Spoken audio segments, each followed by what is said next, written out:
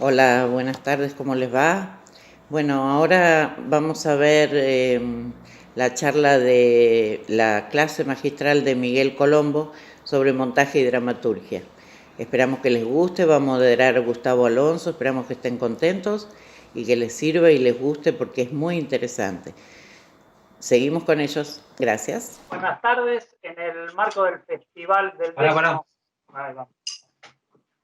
Ahí, ahora está grabando.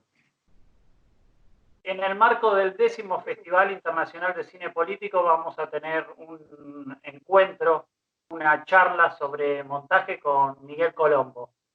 Miguel Colombo, aparte de ser un histórico socio de la Asociación de Directores y Productores de Cine Documental Independiente de la Argentina, es, por supuesto, montajista, egresado en el 2001 de la ENERC en esa disciplina, pero además es realizador, es productor y es guionista. Ha montado una veintena de películas, ha trabajado en publicidad y también su propia experiencia como realizador y como documentalista. Veremos cuánto ha afectado o ha contribuido a su oficio de montajista. Así que iniciamos la charla con Miguel Colombo, desde lo elemental, aunque sea un poco didáctico, pero sí estaría bien, Miguel, que definas qué es el montaje, o por lo menos qué es el montaje para vos. Bueno, el montaje para mí es, ante todo, bueno, primero muchas gracias por la presentación, muchas gracias al Festival de Cine Político por esta invitación, y bueno, vamos a los bifes, ¿no? Como quien dice. El montaje yo lo entiendo como tiene como dos grandes campos, ¿no? Como dos grandes áreas. Ante todo es un lenguaje, que es una manera de construir sentido y de elaborar un discurso a través de la articulación de imágenes y de sonidos, ¿no? Es un lenguaje cuya materialidad es la imagen y el sonido. Y a través de la articulación de estos elementos elabora un discurso complejo. Y por otro lado, también es una técnica que nos permite, bueno, ir esa articulación de estos elementos significantes que son las imágenes y los sonidos, después en lo concreto, en la práctica, bueno, son unos determinados planos y unos determinados audios y músicas y textos que hay que ir juxtaponiendo uno al lado del otro, o uno sobre otro, ¿no? El montaje creo que se desarrolla en dos ejes, ¿no? En forma secuencial y en forma simultánea, ¿no? Uno puede ir, monta una cosa tras otra en forma secuencial y al mismo tiempo, en forma simultánea, coloca imagen, sonido, música, una locución, varias capas de imagen quizá, y uno se ocupa de que esos planos fluyan de una determinada manera, con una determinada estética, con una determinada forma, y esa sería la técnica del montaje, básicamente. Hay una idea de que el montaje aparece como una solución a problemas que se desarrollaron a lo largo de todo el sistema de producción, como si fuese una especie de cuello de botella que está destinado a la última discusión sobre ese material y a resolver algo que tal vez no estuviera resuelto. No, a ver, puede suceder que el montaje aporte para solucionar algún problema que hubo en alguna de las instancias anteriores, pero yo creo en el montaje como, primero estaría bueno pensar cuándo empieza el montaje, porque estamos acostumbrados quizá a pensar que la etapa de montaje empieza cuando ya finalizó el rodaje y finalizó el proceso de registro y de producción, y empieza esto que se llama la postproducción, ¿no? Entonces llega el director, directora a la sala con sus discos, llega a la sala de montaje y ahí empieza el montaje. Yo creo que no. Yo creo que el montaje empieza desde la génesis misma del proyecto, ¿no? El montaje en cierta forma también es, para elaborar este discurso que decíamos hace un ratito, lo que necesitamos es acopiar previamente imágenes y sonidos. con los cuales después podamos articular esto a través del montaje. Ese proceso de acopio tiene que ser acotado, porque el mundo, el universo es infinito. Entonces, bueno, que también en el montaje se realizan una serie de operaciones de selección sucesivas y cada vez más finas y más pequeñas, ¿no? Entonces, hay una primera etapa de selección, o que yo le llamo primera operación de montaje, que es simplemente cuando el autor de la obra, autora de la obra, define de qué tema quiere hablar, ¿no? Bueno, al definir una temática ya está dejando fuera un montón de otras temáticas. Después, en el caso de una película de ficción, bueno, incluso en un documental también, esa temática, los temas son abstractos, no se puede hacer una película sobre un tema, sí se puede escribir un ensayo, pero no, para hacer una película necesitamos personajes que encarnen ese tema en su vivencia cotidiana y que sus acciones permitan transmitir ese tema. Entonces, bueno, ahí hay una segunda operación de montaje. Yo voy a hablar de este tema a través de estos personajes que viven en este tiempo, en esta situación. Los voy a contar de acá hasta acá, o sea, no sé si yo tengo un personaje que vive una determinada cuestión y yo cuento el periodo de su vida que abarca esa determinada cuestión, no cuento desde que nace hasta que muere mi personaje. Entonces ahí sigo acotando, acotando, acotando. Después viene otra operación de montaje que es el rodaje también. En el rodaje, en el caso de la ficción, uno va a seleccionar, bueno, primero hay un largo proceso de escritura de guión, que es una instancia de montaje total. El guionista es un montajista y el montajista es un guionista, creo. El guionista precisamente va a ser... la única diferencia quizás es que el guionista no tiene acceso a la imagen y sonido directos, entonces tiene que escribir en otro medio, tiene que escribir con palabras, pero el guionista monta, hace análisis estructurales en un panel igual que hacemos nosotros, cambia escenas de lugar, decide si va a dejar una escena hasta que concluya o la va a cortar en un determinado momento para continuarla a través de un montaje paralelo en otro momento. Después ese material hay que filmarlo. Y en el caso de el rodaje también es una instancia de montaje porque uno decide qué tomas, decide qué planos, decide qué encuadres y decide sobre todo cuándo terminar, ¿no? Cuándo no hacer más una retoma y cuándo se deja de filmar, que eso es una operación irreversible porque lo que no se filmó ya está, no existe. En el documental esto es más marcado aún, porque si uno está haciendo un registro de hechos que suceden en la realidad no tiene retoma. Entonces la decisión que uno toma de cuándo apretar rec y cuándo dar el corte es una decisión de montaje irreversible y fundamental. Y bueno, y después el documentalista en algún momento de acopio de la realidad, en algún momento dice basta, dice, bueno, siento que tengo lo suficiente cantidad de material como para estructurar el discurso que estoy buscando, y se mete a la isla de edición, y ahí empezaría la última etapa la última operación de montaje, que es lo que todo el mundo reconoce como montaje propiamente dicho, que es sí, ponerse a ensamblar estos planos y hacer un grandísimo proceso de descarte, sobre todo en un documental, ¿no?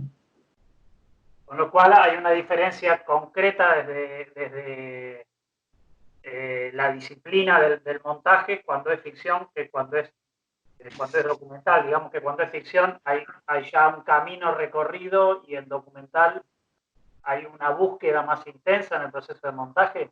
Sí. De todas formas, me estoy dando cuenta que no te contesté la pregunta anterior, que me fui, empecé a derivar y me fui de lo que me habías preguntado, que era esto de si el montaje podía venir a solucionar algo, ¿no? El montaje podría eventualmente solucionar algo, pero también podría no hacerlo. El montaje como es esta última operación que sucede en la isla, ¿no? En la isla de montaje. El montaje yo creo que es más bien la hora de la verdad, donde, bueno, todo ese material acopiado. Para mí la gran diferencia entre documental y ficción es el sistema de acopio de material que tiene cada género, ¿no? Uno necesita nutrirse de imágenes audiovisuales para poder montarlas. El caso del realizador de ficción, bueno, escribe un guión solo, con un guionista en equipo o como sea, y después se contrata unas locaciones y unos actores y se pone en escena ese guión. y en el caso de un documentalista va a la realidad a registrar elementos de la realidad. Estas dos estrategias de acopio de material dan como resultado dos géneros distintos y sí dan como resultado un proceso de montaje diferente, ¿no? El montaje puede solucionar cosas, me parece, cuando el material está, cuando el material existe y está mal estructurado o hubo algunos problemas, o sobre todo hay problemas en la hipótesis narrativa, ¿no? Yo creo que todo realizador tiene una hipótesis narrativa. El documentalista tiene una idea y tiene que ver si se verifica en montaje con el material, si puede armar esa idea. Creo que es un poco más largo el asunto, pero para decirlo rápido, ¿no? En el caso del realizador de ficción ya tiene plasmada esa hipótesis narrativa en el guión, plasmada y muy desarrollada. Un guión en general tiene años de trabajo. Lo que puede pasar en el montaje es que alguna de esas hipótesis narrativas no se verifique. Una vez que ese guión está convertido en imagen y sonido, o una vez que el documentalista llega con el material que considera suficiente, es probable que no se verifique. Entonces ahí se puede hacer alguna reubicación de elementos y encontrar otra hipótesis narrativa que sí funcione. Siempre y cuando el material esté. Si el material no está, no hay mucho que... tenemos un límite, ¿no? Los montajistas. Una vez trabajé en un programa de televisión que éramos muchos editores, entonces había muchos chistes y carteles en las puertas y qué sé yo, y uno había puesto un cartel que decía los montajistas, los montadores, porque era en España, decía, los montadores hemos hecho un pacto con Dios. Decía, Él no se sienta a editar y nosotros no hacemos milagros. Bueno, haremos todo lo posible. Vos tenés también una noción sobre el concepto de toma, cuál es la toma que es buena en el caso de que haya retomas en una ficción. Sí, yo creo que en una ficción no existe la mejor toma. No existe la toma buena, sino que existen los mejores fragmentos de diferentes tomas. En general, bueno, si es una toma muy corta, puede haber una toma que sea la mejor, o si tenemos un caso de que hubo varias tomas con errores técnicos groseros, no sé, se cayó una luz, hubo problemas en la grabación de sonido, pero si las tomas están técnicamente bien y si las actuaciones están técnicamente bien, lo más probable es que no haya una toma mejor que todas las otras de punta a punta en toda su longitud, sino que haya los mejores fragmentos de diferentes tomas. Entonces, a veces lo que corresponde hacer es mirarlas todas y elegir los mejores fragmentos. Quizá para una charla plano y contraplano vamos tomando el primer fragmento de la toma 1, la segunda vez que aparece ese personaje está mejor en la toma 2, cuando mira de tal manera a su interlocutor y agarra el café, probablemente está mejor en otra toma y así. Hay que tomarse ese trabajito, ¿no? A veces es tentador decir, esta es la mejor toma y edito la charla con esta toma porque es un poco más fácil, pero está bueno buscar. El oficio, ¿cómo estructura esa relación con el director en tu caso personal? ¿Cómo es ese diálogo? ¿Cómo es esa tensión entre proponerle, por ejemplo, descomponer esa toma en pequeños momentos? ¿Cómo se ha dado? En general, por lo menos lo que me ha tocado vivir a mí, hubo veces que el director en principio no se enteró, después yo le conté cómo estaba armada el diálogo. Sí, a veces puede suceder porque en general cuando se aborda el proceso de montaje, por lo menos lo que me ha tocado a mí, en el caso de la ficción, lo que hacemos en primer lugar es un montaje según guión. Lo más rápido posible, tratar de armar el montaje según guión para ver si funciona, y a partir de ahí un montaje bruto, bastante rápido. Si hay escenas complejas, con muchos tamaños, con muchos planos, escenas de acción, eventualmente no se hacen demasiado finas, sino es más como un borrador medio sin todo el detalle, y a ver cómo funciona toda esa estructura. En ese proceso el director no está, o suele no estar. viene a ver ese primer armado de guión y a partir de ahí empezamos a trabajar juntos, ¿no? A ver qué hay que modificar, si funciona, si no funciona, me cuenta transiciones que se le ocurrieron o diseños sonoros que tiene pensados, etcétera, pero ya en base a ver eso cómo está funcionando. A veces en ese armado ya está esta mezcla de tomas.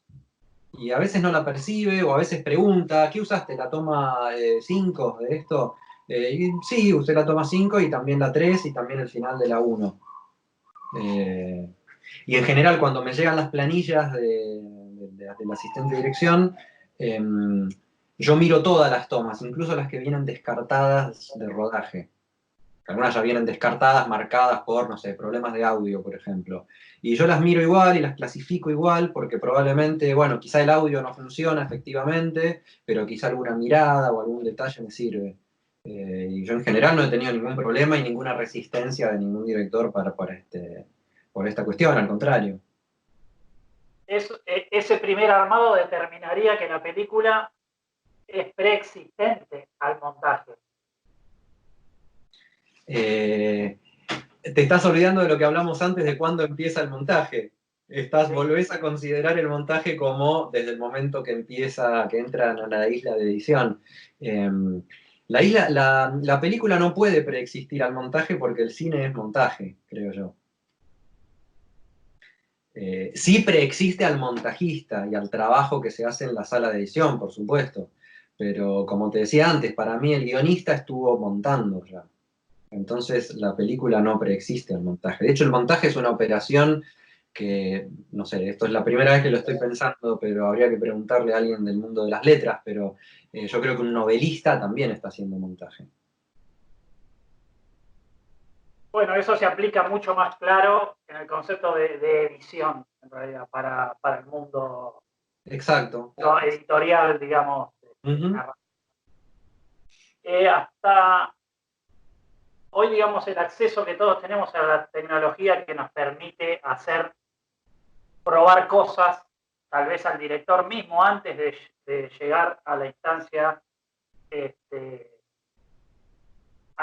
montajista, ya no del montaje, hace que tal vez cree ir con algunas certezas, digamos, hasta dónde favorece al oficio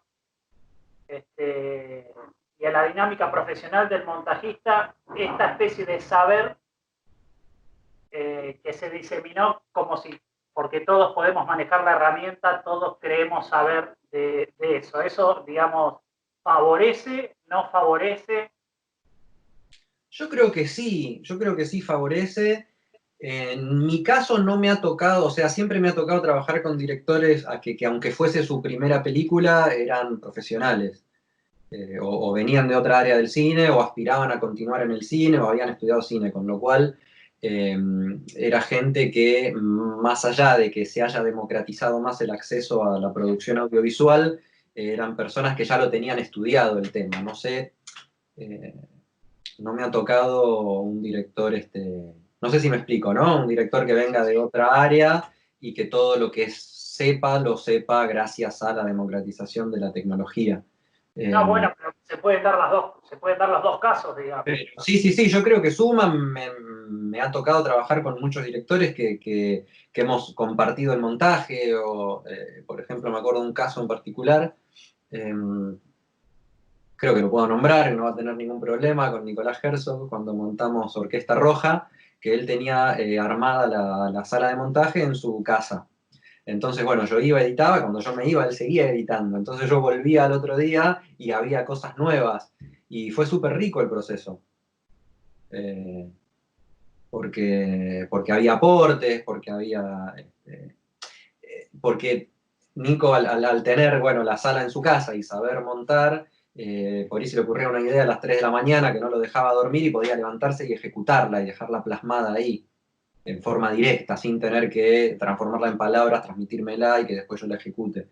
Y después yo podía trabajar, en vez de trabajar sobre sus palabras para transformarlas en una escena, para después ver si funciona, directamente trabajaba sobre su escena. Y podía, no sé, o ajustarla, o presentarle otra versión, o modificarla, pero en general es un proceso muy rico. Cuanto más sepa de montaje el director, mejor.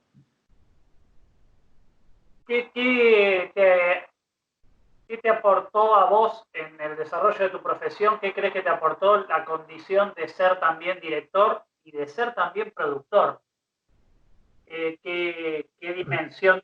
Porque podríamos decir que el hecho que seas guionista de algún modo es estructura con estructura, digamos, ¿no? Sí, en realidad lo de ser guionista, voy a empezar por ahí, es algo que llegó mucho después. O sea, yo me di cuenta que era guionista después de haber montado mucho, después de haber realizado algunas de mis películas, y en realidad como que yo sentí que podía empezar a usar esa palabra, que me podía animar a decir que era guionista después de un proyecto que tuve de ficción bastante grande, que bueno, por cuestiones de derechos finalmente no se pudo concretar, pero que estuve aproximadamente 2 años con la escritura de un guión de ficción bastante complejo, que era la adaptación de una novela, la trabajaba junto con el novelista, y ahí apliqué un montón de cosas que había aprendido realizando mis películas y en la sala de montaje, ¿no? Pero digamos, hasta que no pude hacer un documento de Final Draft completo con forma de guión, no me animé a decir que era guionista, ¿no? Ahora bien, ¿qué me aportó ser director? Montón, montón. Sobre todo, yo lo que más siento que me aportó fue sensibilidad.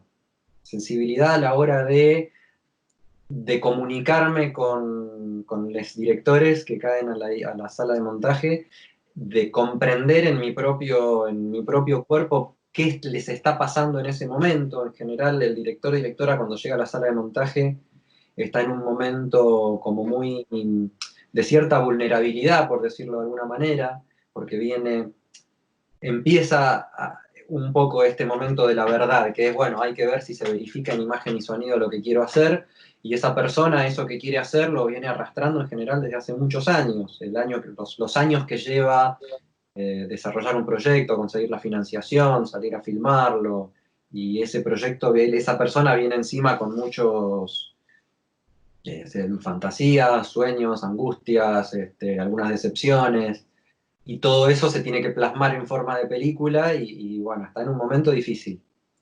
Entonces me sirvió mucho para entender eso y para comunicarme de una manera lo más sensible posible con el director, ¿no? Yo creo que el material bruto, además como que entendí también que el material bruto no está solamente en los discos que nos traen y que conectamos a la computadora, sino que está en la cabeza de quien tiene la autoría de esa obra, ¿no?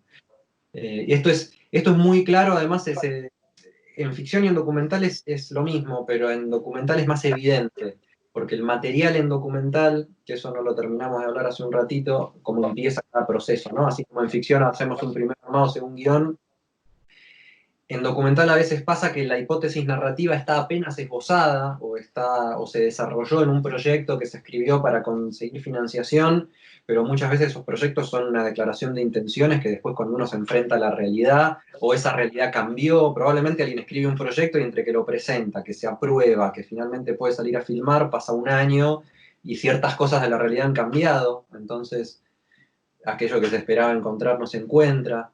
Entonces empieza como un verdadero proceso de escritura. La verdadera escritura de la película empieza ahí directamente en imagen y sonido. Entonces hay que encontrar esa hipótesis narrativa. Yo tengo como varias herramientas que fui desarrollando para poner a disposición de directores y directoras para buscar esa hipótesis narrativa, armarla, ver si se verifica. Entonces, ¿a qué iba? Creo que ser director me hizo como mucho más sensible a este momento. Eh, esta 10ª edición del Festival Internacional de Cine Político repite algo, a pesar de ser online, casi lo único de las pocas cosas que quedan en pie fue la convocatoria, desarrollo de proyectos, que en general siempre son o primera o segunda película. ¿Vos podés identificar algún tipo de dificultad típica en esos casos, en los operaprimistas, o qué cosas debieran no ocurrirle antes de encontrarse ya en este momento final? Si bien esta noción del montaje es originaria junto al proyecto, pero hay un momento que es la hora de la verdad. Podés identificar producto del oficio, quiero decir, algo Sí, que viste más de una vez. claro. Sí, yo lo que he visto a veces, me pongo a pensar ahora que me lo preguntás, ¿no? Quizá lo que veo a veces en las óperas primas, algunas, es como un exceso de intelectualización a la hora de generar las estructuras, ¿no? Como si se hubiese estudiado mucho guión, que creo que es normal en cualquier carrera, ¿no? Cuando uno la ejerce las primeras veces, intenta tener en cuenta todo aquello que ha estudiado y que ha aprendido y que lo tiene mucho en una zona del cerebro, que a mí, no sé, o de la mente, que yo me la imagino por acá adelante, que es como más racional y más matemática, y se pierde a veces un poco lo intuitivo y el pulso, la vida que late en ese relato y en esa estructura. Entonces, quizá un consejo que yo podría darle a quien está desarrollando su proyecto es pensar las cosas de la manera más simple posible. Yo tengo una herramienta para llegar a esta simpleza que la aprendí estudiando dramaturgia con Mauricio Cartún, que él habla de esta idea y yo la tomé para aplicar en la isla de edición porque me dio resultados buenísimos, que es pensar las estructuras en términos de equilibrio, desequilibrio y nuevo equilibrio. O sea, toda la mayoría de las cosas que narramos, no solo en las películas, sino incluso en la vida cotidiana, cuando tomamos una cerveza con un amigo, eh, todo lo que consideramos digno de ser narrado son momentos en los cuales se produjo un desequilibrio en un equilibrio previamente existente, en un status quo, ¿no? Nosotros llevamos una vida normal, nos levantamos, vamos a trabajar, etcétera, etcétera, etcétera, volvemos, nos acostamos y eso sigue así día tras día hasta que de repente sucede algo que rompe ese equilibrio, ¿no? En el caso del, no sé, del detective le encargan una misión especial, en el caso de, no sé, el antropólogo que da clase en la universidad tiene la posibilidad de ir a hacer un estudio de campo de verdad y después termina, no sé, a los tiros con unos ladrones de tesoro, no sé, algo desequilibra esa vida cotidiana. Cuando se produce un desequilibrio, tanto en el mundo psíquico como en el mundo físico, como en los relatos que hablan de esto también, los desequilibrios no se pueden sostener. Los desequilibrios son justamente desequilibrios que tienden hacia un nuevo equilibrio, que puede ser igual al anterior o diferente. Ese tránsito hacia el nuevo equilibrio es el cuerpo del relato. Entonces, cuando yo digo esto, cuando hablo de esto, me dicen, pero es el relato, la estructura en 3 actos de toda la vida. Y sí, pero me parece que es mucho más fácil identificar un momento de desequilibrio en cualquier acción, en cualquier momento, que identificar un punto de ataque, un primer plot point, o un segundo plot point, o un punto medio que tiene una energía opuesta al final, como ciertas herramientas de guión que está buenísima para aprender el oficio y para analizar estructuras, pero que a veces nos pueden hacer perder un poco el alma de la cosa, ¿no? Entonces, pensar en mi estructura, bueno, ¿cuándo aparece ese desequilibrio? Ahora, una vez que identifico el desequilibrio, ¿qué fuerzas están provocando? Un desequilibrio, nos perdemos también, pensar en el mundo físico directamente. Yo estoy parado, lo más tranquilo, en equilibrio, haciendo la cola del banco, y de pronto me caigo. ¿Por qué me caí? ¿Alguien me empujó? ¿Me dio un calambre? Hay una fuerza que produce ese desequilibrio. Y hay otra fuerza que se le opone, entonces ahí podemos entender cómo está compuesto el conflicto principal de mi relato, y una vez que tenemos ese desequilibrio, también podemos darnos cuenta que para que el espectador perciba la importancia de ese desequilibrio y la magnitud de ese desequilibrio y cómo puede estar impactando en nuestros personajes, tenemos que saber una serie de cosas antes. Entonces hay desequilibrios que se comprenden más rápidamente, contando menos cosas, y hay desequilibrios que necesitan un conocimiento previo mayor por parte del espectador. Entonces eso va a dar como resultado un primer acto más largo, un primer acto más corto. Y tampoco pensar en cuánto tienen que durar las cosas, ¿no? Como, bueno, en la página 22 del guión tiene que estar la transición al segundo acto. No sé, depende. ¿No? Depende de qué estructura tengas. También yo trabajo con la idea de que las estructuras no se imponen, sino que se descubren, que el material ya trae su propia estructura de alguna manera. esta sería una manera de detectarlo, ¿no? Bueno, cuando aparece mi desequilibrio, ¿cuánto necesito contar previamente? Y este esquema de equilibrio, desequilibrio, no equilibrio, para mí tiene una estructura, una dinámica como de fractal, ¿no? ¿Viste los fractales que son como formas geométricas que se repiten ad infinitum, hacia lo más pequeño y hacia lo más grande? Entonces, la película narra un equilibrio, un desequilibrio hasta un nuevo equilibrio, pero cada secuencia también tiene su equilibrio, su desequilibrio y su nuevo equilibrio, y cada escena también lo tiene. Y eso también es fundamental conocerlo como montajista, porque después como montajista yo puedo elegir cuando estoy editando una escena, si le permito a esa escena llegar a su equilibrio final o si la corto antes para hacer un montaje alterno con otra cosa, o para aumentar la intriga, entonces omito el equilibrio final y dejo en suspenso ese tránsito hacia el nuevo equilibrio que no se sepa muy bien a dónde fue a parar y lo resuelvo más adelante, ¿no? Recordando que la intriga se maneja respondiendo a las expectativas del espectador de forma parcial, ¿no? ¿Cómo sería eso? Y si yo genero una expectativa, lo digo en teoría, ¿no? Después esto hay que bajarlo a la práctica con hechos concretos, pero en la teoría creo que funciona un poco así. Yo genero una expectativa. Si yo esa expectativa la respondo completamente, la intriga se termina, se muere. O sea, es esperable que yo haga eso al final de la película. Y si yo no le respondo nunca, es una decepción, es una estafa. Entonces, lo que tengo que hacer es responderla parcialmente. En general, responder un poco a esa expectativa generando otra, además. ¿Cómo trabajás la idea del ritmo, ahora que hablabas de las secuencias y de las escenas? ¿Qué pasa con algo que es tan, a los que estudiamos cine, digamos, la idea del ritmo Uh-huh. y de esculpir en el tiempo fue todo como un trabajo, Uh-huh. una exigencia, pero ¿cómo aparece ese problema ese problema o esa latencia en la mesa de montaje? El ritmo es un tema, ¿no? Porque a veces se suele confundir con velocidad. Lo primero que hay que tener en cuenta es que ritmo no es velocidad. Ritmo es la aparición periódica de un determinado elemento en forma periódica, y esos periodos tienden a ser constantes. Eso genera un ritmo. Hay ritmos más rápidos y ritmos más lentos, pero todo es rítmico. Yo creo que lo que se percibe, a ver, lo que hay que preguntarse entonces es cuál es ese elemento que se repite en ciertos periodos que me hace percibir un ritmo más rápido o un ritmo más lento. A veces yo creo que se tiende a pensar que acelerando el montaje, o sea, haciendo cortes más seguidos, se va a generar un ritmo más rápido.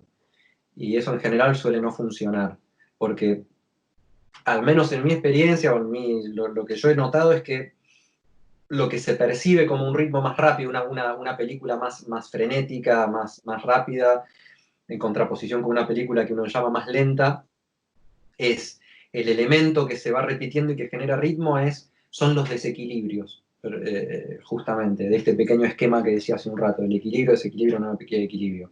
Cada desequilibrio lo que trae es una nueva información y una nueva intriga. Es esto de, bueno, finalmente, o sea, cuando llega el nuevo equilibrio, ya sea de una escena o de una secuencia, uno se empieza como a acomodar en esta nueva situación. Entonces, cuando aparece otro desequilibrio, esa situación de acomodamiento se vuelve a activar, se rompe y se vuelve a buscar un nuevo equilibrio. Entonces, cada vez que sucede eso es lo que va generando un ritmo. En las películas más de un ritmo más pausado, o estas que a veces llamamos más lentas, eso sucede cada más tiempo. En las que son más rápidas sucede muy rápido. Uno ve una película, no sé, como La Supremacía de Bourne, ponele. Y sí, todo el tiempo le están pasando cosas nuevas y cuando parece que resolvió algo ya aparece otro problema, otro enemigo, otro inconveniente que lo lleva a otra peripecia. Y eso ocurre cada minuto y medio o cada minuto. Entonces eso da una sensación de un ritmo más rápido, y eso, vuelvo a esta idea de que las estructuras no se imponen, sino que el material las trae y te las pide. Cuando aparecen muchos desequilibrios, naturalmente uno busca más planos y eso va generando más cortes. No es a la inversa, no es que, uy, esta película es un embole, che, la voy a cortar más para que vaya mejor, no.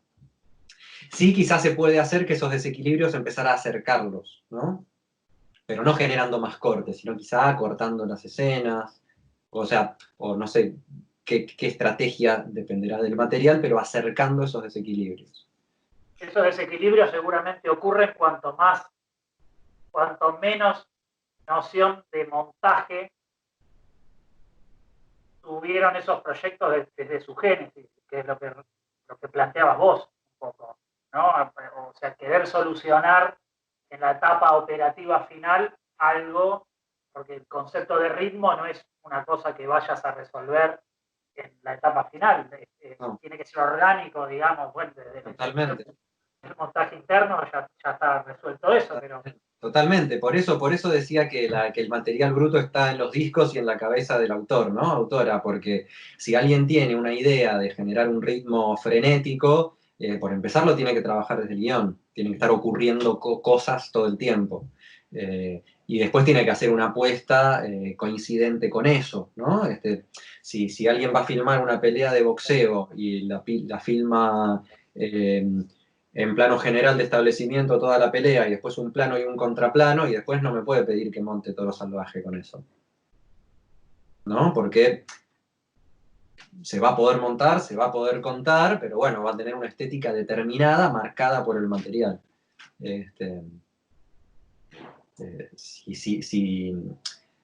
Si está ocurriendo un desequilibrio a cada rato, que justamente una pelea de boxeo ocurre un desequilibrio a cada rato, porque uno pierde, uno gana, cuando parece que se cae, se recupera, golpea de vuelta, ahí los esquemas dinámicos empiezan a ser muy cortitos, y se dan por cada segundos, ¿no? Pueden cambiar las cosas. En el deporte en general sucede esto, ¿no? En el fútbol en un partido de fútbol hay mucha dramaturgia. Sí, claro.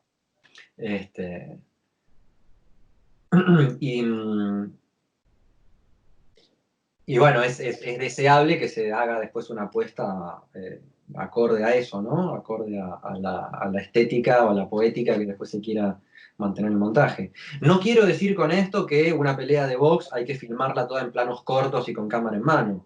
Alguien puede plantear una poética en la cual diga, no, yo quiero que esta pelea de box se vea en plano general, quiero ver todo el tiempo a los dos personajes, aplicar lo que sería lo que se ha llamado algunos teóricos el montaje sintético, ¿no? Que es lo contrario al montaje analítico, que analiza la escena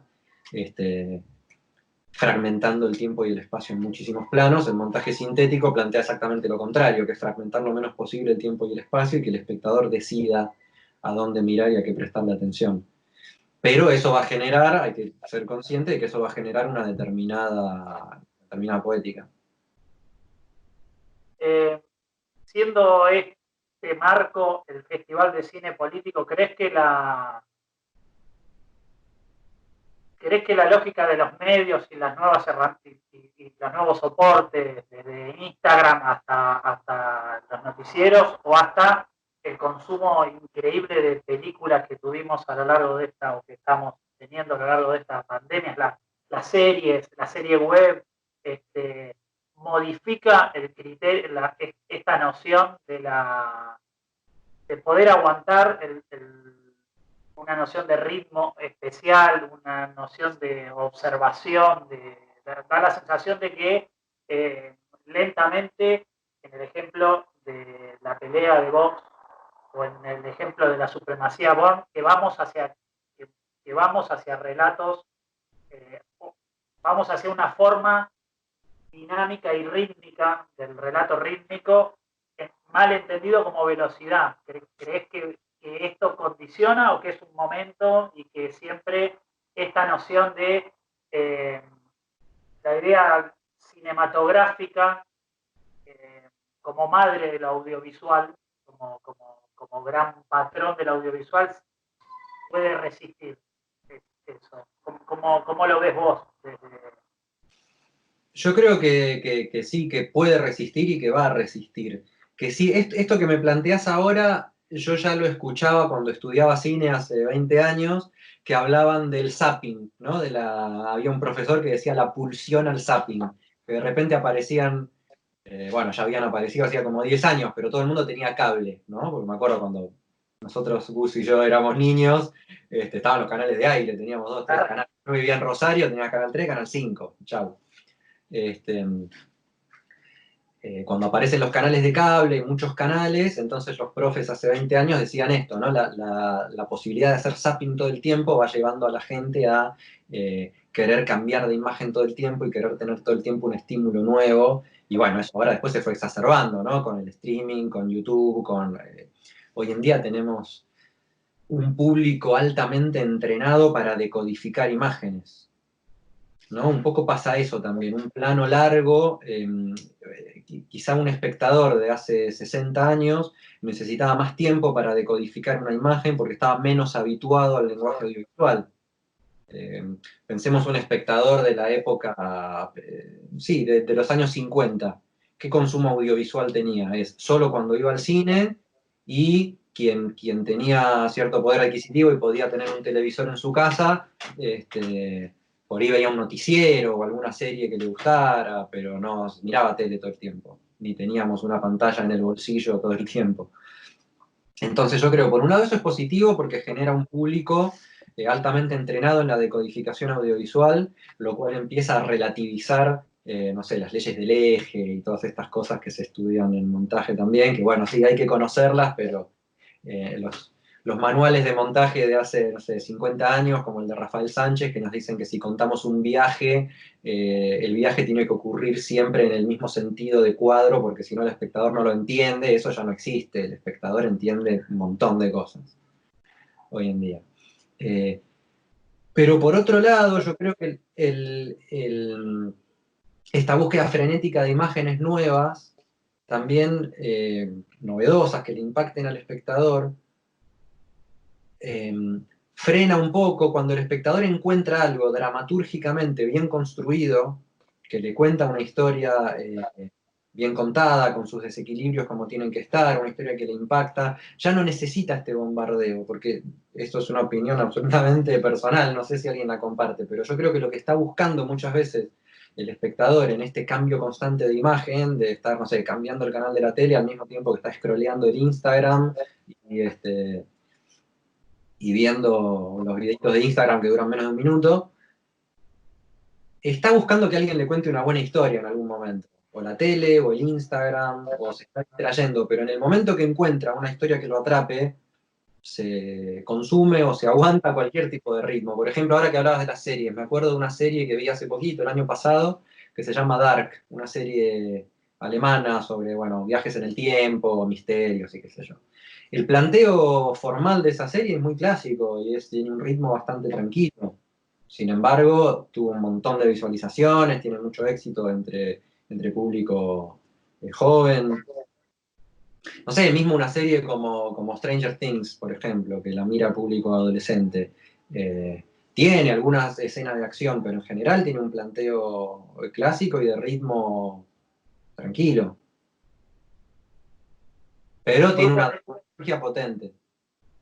Estamos en tiempo ya. Estamos en tiempo, es verdad, usted lo ha dicho. En tiempo. Así que si querés agregar, cerrar conceptualmente con algo, todo tuyo el cierre. Y quizás si tuviera que cerrar con algo, diría que eso, que el cine es montaje, porque el cine lo que quiere hacer es precisamente elaborar un discurso articulando imágenes y sonidos. Yo creo que a mí me gusta un poco pensar en la etimología de las palabras, ¿no? Porque la etimología de las palabras a veces nos ayuda a entender su esencia. Hay palabras que tenemos tan incorporadas de hace tanto tiempo y tan naturalizadas que no sabemos muy bien qué quieren decir en el fondo, ¿no? Como protagonista, por ejemplo, ya que hablábamos de dramaturgia, ¿no? Que en griego quiere decir el primero que acciona, protos agonistis quiere decir el primero que acciona. En el caso del cine, cine viene del griego kiné, que quiere decir movimiento, precisamente. O película, la palabra película significa, se refiere al material fílmico. La película es una superficie muy, muy fina sobre la que se pueden depositar cosas, en este caso imágenes. Y son dos nombres que venían muy al caso en el momento en que se creó el cine. En el momento en que se creó el cine, lo más impactante era el movimiento, era que finalmente se conseguían imágenes en movimiento. Una sucesión de fotografías generaban la ilusión de movimiento. Entonces, en la palabra que se le asignó a ese artilugio nuevo, quedaba plasmado lo que más le impactaba a las personas de ese momento: kiné, el movimiento, cine. O la película, ¿dónde están esas fotos? Bueno, están todas almacenadas en este rollo. Ahora bien, después, a los pocos años del nacimiento del cine, apareció Méliès haciendo efectos especiales, visual effects le diríamos hoy, VFX, apareció Griffith con el montaje, con los tamaños de plano, etc. Y rápidamente el cine mutó a otra cosa, mutó a discursos complejos que se conseguían a través del montaje. Entonces, quizás ya, tal vez habría que cambiar la palabra, quizá el cine ya no es más movimiento, el cine es montaje. Entonces, su característica hoy es justamente la complejidad del discurso que puede ser narrado a través de este medio. Y eso se logra a través del montaje, y el montaje no empieza en la isla de edición, sino que empieza en el primer momento en que se concibe una idea con el objetivo de llevarla al cine. Muy bien, bueno, agradecemos a la gente del Festival Internacional de Cine Político. Alguien dijo contra viento y pandemia como eslogan. Está muy bien, veremos qué pasará con el cine y qué pasará con todo hacia el futuro. Bueno, muchísimas gracias por esta charla, por la invitación del Festival Internacional de Cine Político.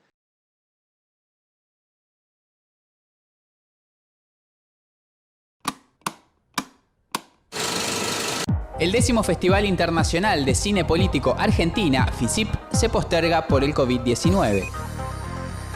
Estaremos junto a ustedes del 27 de mayo al 4 de junio con variadas actividades online, películas ganadoras de estos 9 años y entrevistas a sus directores, clases magistrales de temas diversos con interacción de los panelistas, mesa virtual de las asociaciones de cine, exposición de los proyectos en desarrollo y algo más. Todo en forma online y gratuita. Nos acompañan el INCA, entidades de la industria audiovisual y la plataforma Contar. Para mayor información, www.ficip.com.ar. No te lo pierdas.